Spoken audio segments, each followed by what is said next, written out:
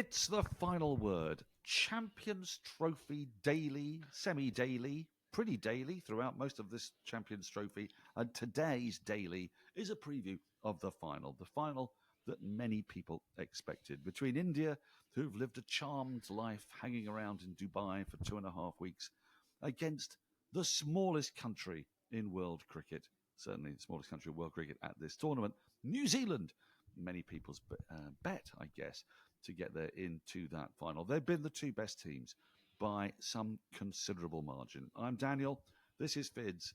Fids has been at a press conference, and in 30 seconds, he's going to sum up what he saw and heard.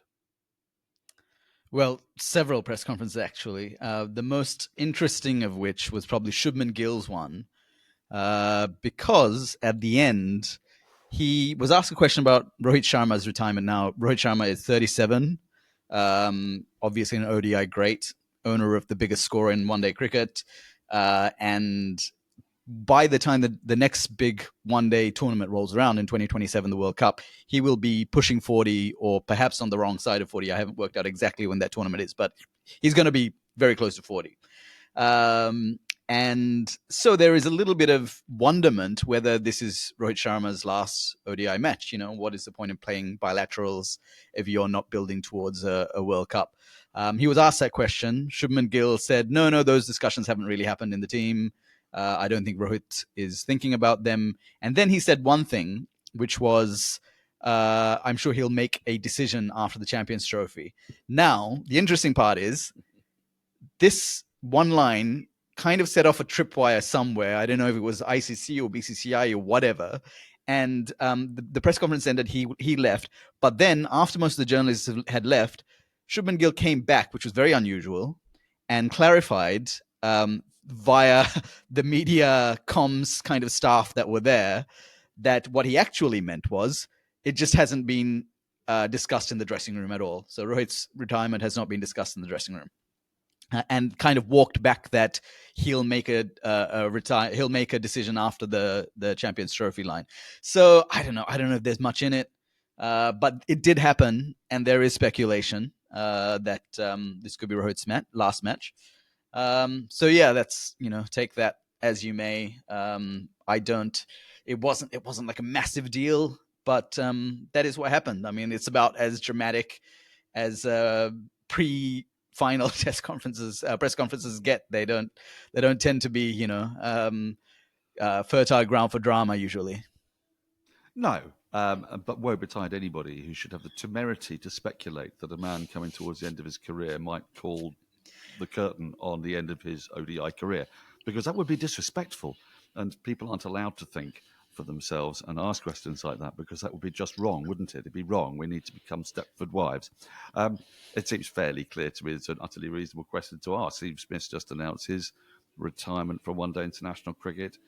Glenn Maxwell, I imagine, will be thinking about it. I should imagine even Joe Root, who's a fair bit younger, will be wondering about that, because the next World Cup's in 2.5 years' time.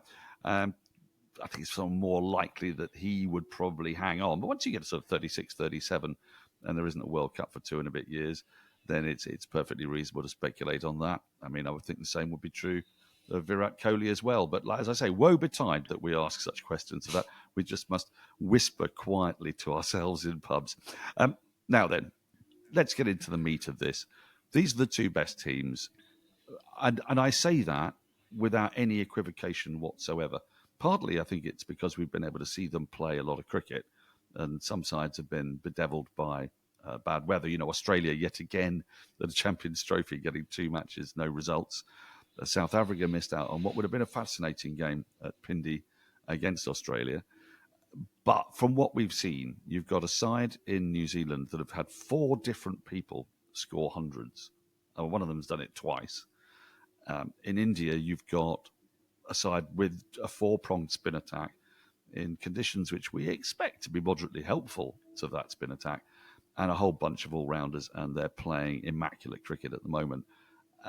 What's your sense of the way this is going? Because, of course, the two sides have played each other in the tournament before in a kind of phony war in which The rubber was dead. Both sides knew where they were playing their semi-final. They just didn't know who they were going to be playing against. And I'm not sure they had any preference for playing either Australia or South Africa. So the game just had a sort of slightly artificial feel. Yeah, I mean, obviously India won that fixture pretty comfortably. Varun Chakravarti kind of absolutely causing havoc. A little bit more on him later. But yeah, I felt like New Zealand was holding back in that game. I think you and I were here and we discussed why we thought that one of the kind of indications of that was that Glenn Phillips didn't get an over. They kind of kept bowling Michael Bracewell when maybe and even when he was going for a few runs and they could have switched to Phillips. I also don't think that because the way New Zealand play tournaments, they just would not they would not use the same strategy that they are saving for the final on a meaningless group game. It's just not something that would make sense for them to do. So I think tomorrow's fixture we will see something different from New Zealand. I think we can be fairly confident from in that from a strategy perspective. And yeah, it's I think it'll be a tighter game than that one, and I think I hope so anyway. And yeah, we're going to see if there was one team that can take India down, and I think as much as both these teams have been the best in competition, India have been the best. If there's one team that can take them down, it's this New Zealand team, just because variety, batting depth, batting strength, and just kind of the general attitude with which they play these tournaments, which is let's see what we can do. It's kind of extraordinary that they score really quite a lot of runs, New Zealand, without feeling anything like as frenetic as other teams that go about scoring lots of runs. You know, when you watch England especially, but Australia as well, and to a degree South Africa, get up to 360, there are sort of passages of play when you've got people heaving it to all parts, showing enormous amount of intent, trying to smash the boundaries left, right, and centre. And yet, at Lahore, and I know Lahore's a decent pitch, but they got to 360 with quite a lot of just graceful accumulation. I mean, Rachin Ravindra's innings was really controlled alongside Kane Williamson. It was only right at the very back end, and I mean right at the very back end, because although they got 110 in the last 10 overs, it was a sort of burst from Phillips and Mitchell, wasn't it, with about 5 overs to go that got them to that score. It's the only time when you ever sort of see them lose their unruffled cool. And yet they still get these mammoth totals. It's quite the skill. What do you put that down to?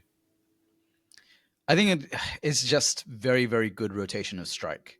There's not a lot of dot balls in a New Zealand innings. There's uh, Williamson is an absolute monster at that. He's very, very good at turning. The way he kind of angles his bat and the skill with which he does it is extraordinary. And Rachin Ravindra is a little bit like that too. So when you've got those two guys scoring a lot of your runs, yeah, it does feel effortless.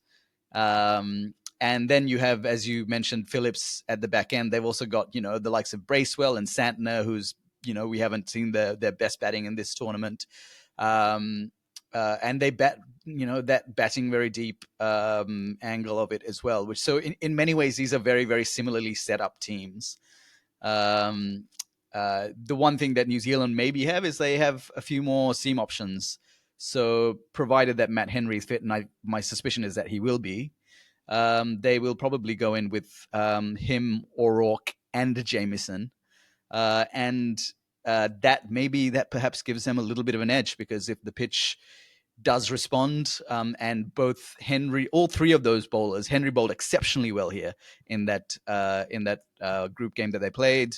Jamieson and O'Rourke also did pretty well. So if there is one area in which I would say New Zealand surpassed India, that's probably it. I know we're talking about Shami, who is one of the best bowlers, one of the best ODI bowlers in the last few years.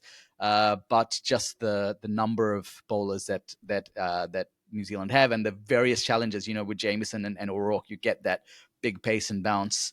That's probably the key thing that I'll be watching out for see how they use those seamers.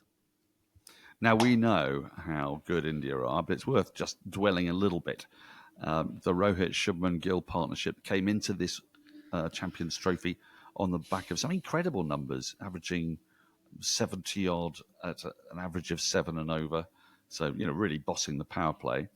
We know what Virat Kohli can do, and he's shown it a couple of times in the tournament with that 100 against Pakistan, albeit Pakistan were pretty diabolical that day. But another 80 odd in the semi-final against Australia that all but got them over the line. We've seen Shreyas Iyer just really come to the fore in that middle order. And we know that they've got batting depth. We know Hardik Pandya can go nuts.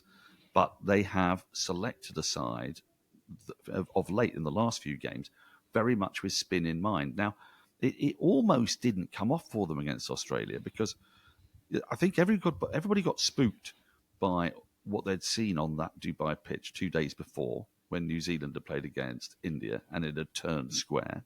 And suddenly Australia threw out the game plan of chasing, which worked for them so well in Ahmedabad, and they were quite vocal about quite enjoying chasing against India. They left out their fastest bowler in Spencer Johnson, and the ball hardly turned at all. They brought in a couple of children in Tanveer Sangha and Cooper Connolly in a really big high-profile game. So, look, you're there. You've seen all of these pitches. We know that they've had to be used time and time again because there's been a lot of cricket here in Dubai, or there in Dubai, I should say. I'm no longer there. I'm sat in Tooting. What's your read on the pitch? Is it the same one they played the semi-final on? Because that looked the most pristine to me. I think it's one that was used earlier in the tournament, but now it's been a couple of weeks since it has been used. So it's as fresh a pitch as you're going to get here, essentially. Read on the pitch, I don't know. I just saw them rolling it today. I think we'll have to wait till tomorrow to really I haven't been up close to it. But I don't think it's going to be another one in the same genre that we've seen in the last few weeks. It's going to take some turn.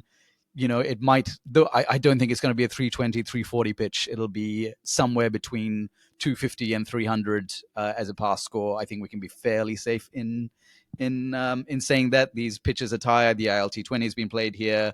So yeah, I think that's my main read on the surface. There hasn't been a lot of talk about the surface in any of the press conferences so far. It's just been, I think, mainly because it's kind of everybody knows what to expect. What Santner especially said was that they're going from the highest scoring venue in the tournament in Lahore to the lowest scoring low scoring pitch, and what is important for them is to kind of gauge as they go, especially if they're batting first, what a total is, and to communicate with each other and figure that out, and to have the New Zealand team uses the word comms a lot, meaning sharing knowledge, sharing information, and they have a really good kind of track record of doing that well. So that's, yeah, I mean, I would be flabbergasted if it was a very high scoring surface. And you'd expect, would you, the side that wins the toss to bowl or bat? I mean, because some knowledge would say runs on the board, pitch is going to deteriorate surely because it'll be a used pitch. Other knowledge would suggest that New Zealand might be quite happy to bat first, but I think India would be quite happy to chase. So might we just end up in a stalemate where New Zealand are going to bat first either way? I think perhaps, I think that might be the issue. I mean, we saw them bat first against South Africa, and we saw how efficiently India have chased against, especially in that Australia match, but also against Pakistan and Bangladesh. So yeah, I think you're right. What I will say is that if New Zealand do end up chasing, and they're up against Varun Chakravarti again under lights, that's going to be a pretty intense challenge. That's going to be a big challenge for them. I was watching Varun Chakravarti bowl in the nets against Virat Kohli yesterday. Virat Kohli had no idea what was happening. It was very. I think he bowled him once, and the next ball he got him caught at slip, and so no one, including India's own very, very, very high quality batters, is picking Varun Chakravarti as a bit of a scary prospect if you're up against him under lights on a pitch that's already had 50 overs of cricket on it. So yeah. I mean, I have no idea how to play Chakravarti because He's down on the card as a leggy, and he just isn't a leggy. He just isn't a leggy. I'm not having it that he's a leggy.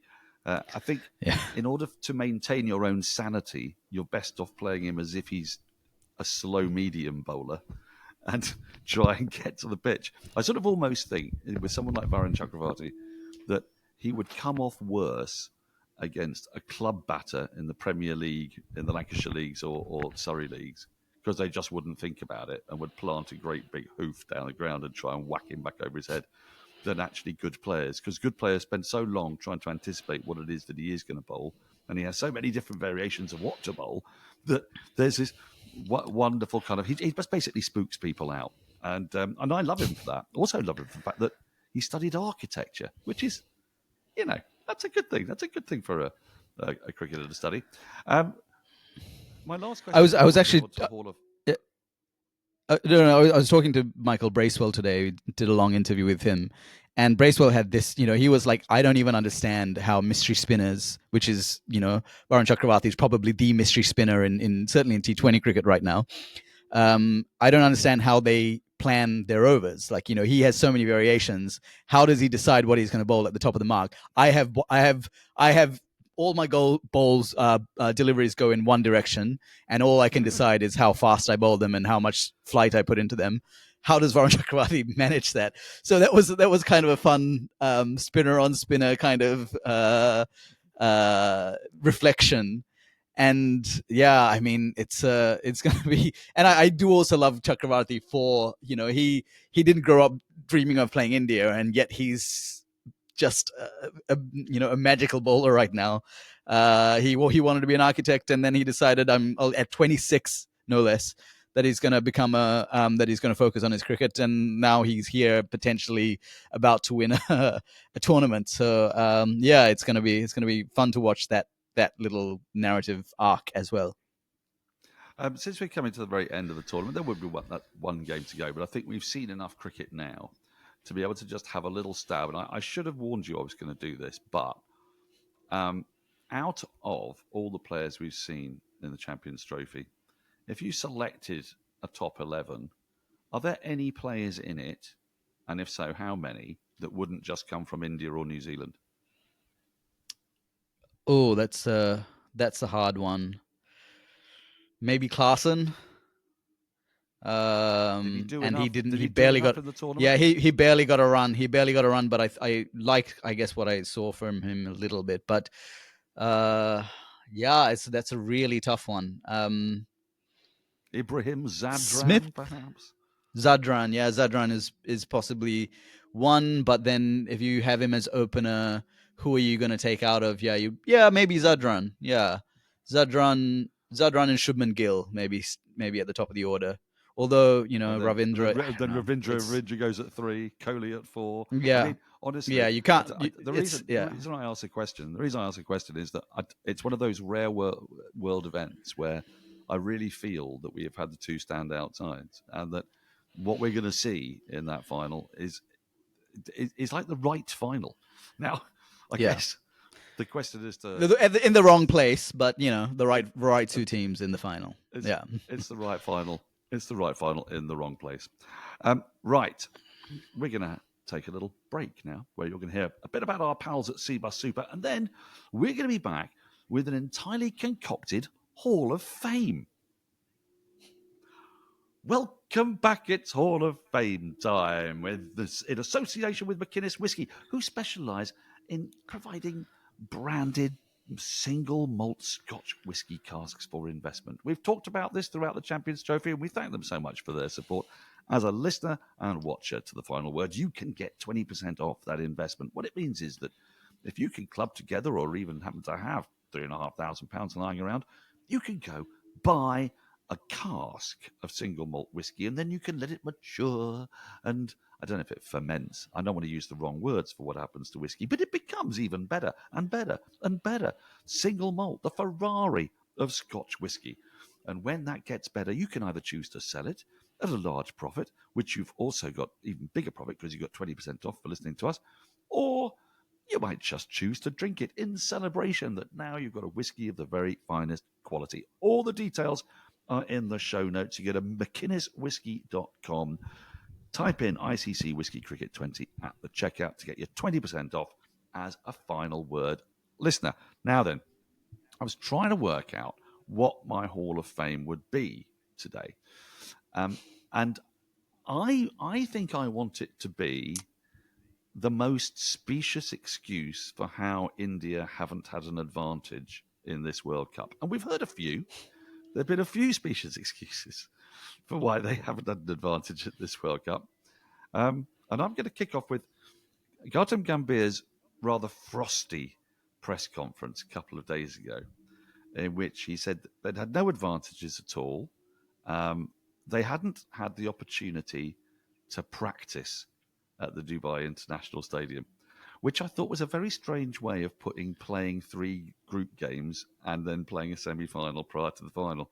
I mean, that to me is practice. I don't know. I mean, it's also an actual game, but it surely counts, doesn't it? Yeah, I mean, so the reason why, I mean, for listeners who aren't familiar, Dubai, the venue itself doesn't have nets. There are no nets at this venue. So when teams play here, they have to go down the road or about a kilometer away to the ICC Academy, which has the net facilities, and that is the primary practice venue. Although there are fielding practice and stuff facilities here, for batting and bowling, the ICC Academy is the primary venue. So that is what Gautam Gambhir means by that. But it's a weird one because every team who ever plays in Dubai never gets to practice at the venue. So it's not as if it's like it's just a really weird way to put it.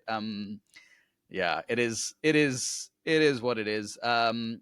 Do you think? Can I ask Vince? Do you think there's just a little bit of, and I don't want to relitigate this whole case over and over again because we've talked about it a lot, the Champions Trophy, and it is one of those things that just was always going to be the moment that India wasn't going to travel to Pakistan, and their government's involved in that decision as well. I'm not putting this all on the players or the ICC or anything like that, but the way this tournament has panned out, it did mean that India were all going to be in this one place. And are we just seeing the signs of tetchiness that come from not?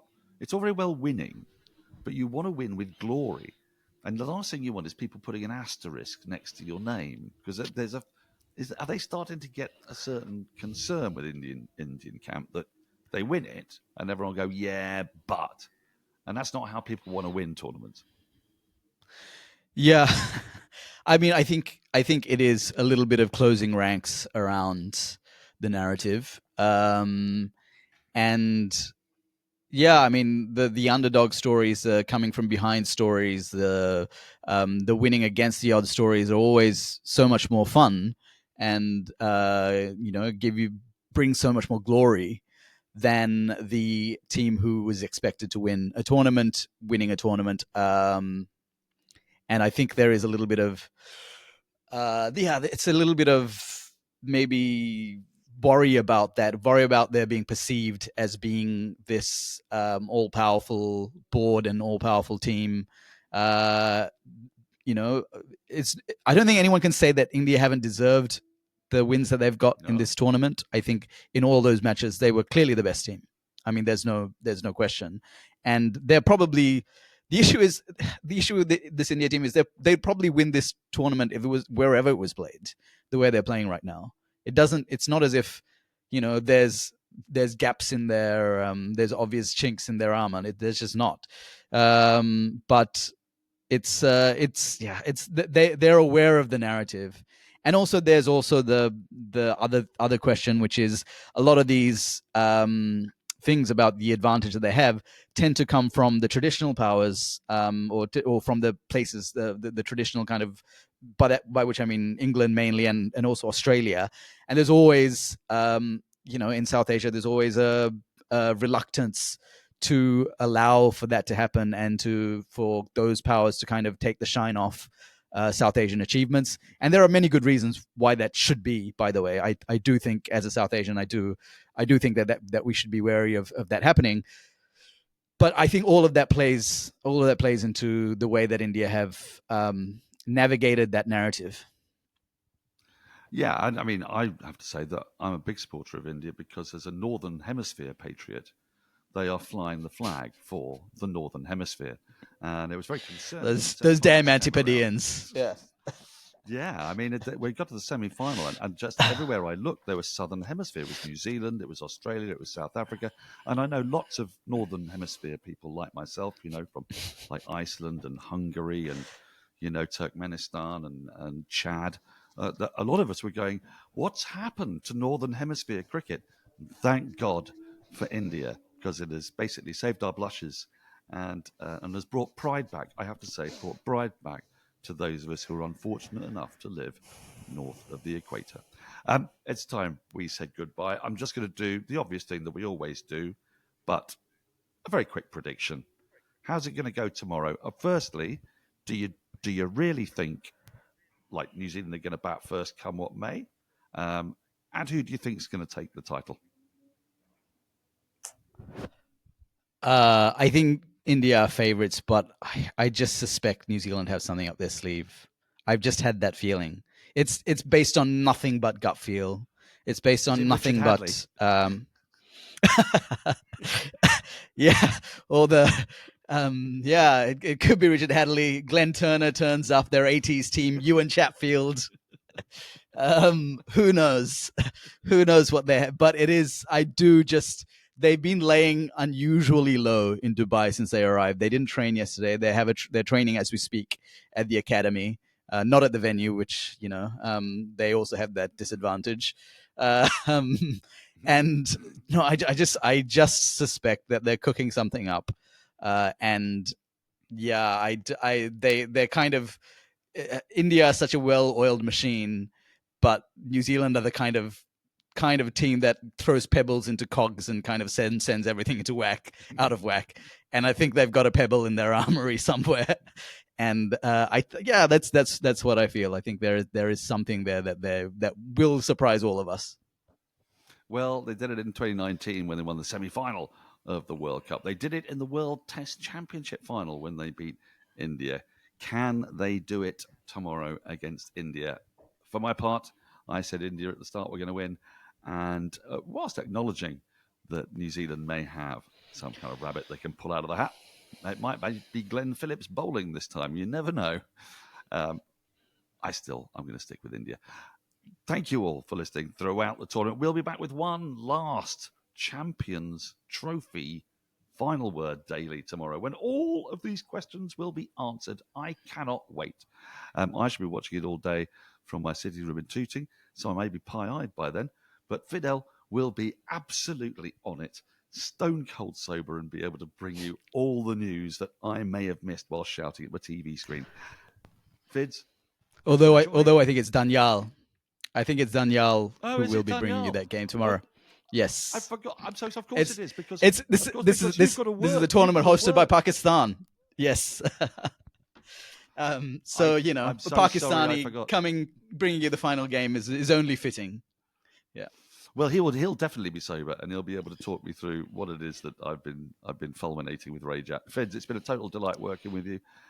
Thanks for being a great sidekick. Not sidekick. Sidekicks are just a great partner. Partner. That's the word I'm looking for. A great partner on the Final Word Dailies. As I say, listeners, one more to go. Thank you to McInnes Whiskey and to CBUS. We'll be back tomorrow with that final. Can't wait.